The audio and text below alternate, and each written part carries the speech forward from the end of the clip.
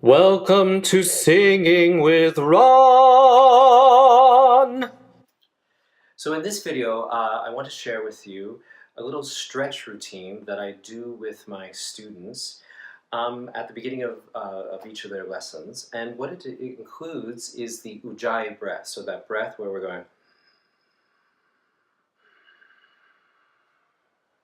So straight out of a yoga class. So what I want you to do, and this one is just an easy one, but to do, you could do like a whole set of flow yoga and getting into this breath and into like downward dogs and stuff like that. That really helps. So first the inhaling,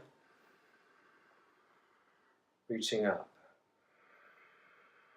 Lean to one side, exhale. Inhale slowly, lean to the other side. Exhale, twist. Inhale, and twist to the other side, and then exhale, bending forward. In this position, feel like your belly button is going up to your spine.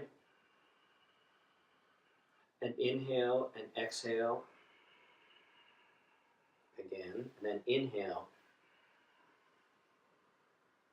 coming up. So that is just a quick one. You could add downward dogs, sitting and twisting. That really helped me find this breath and the support. Great.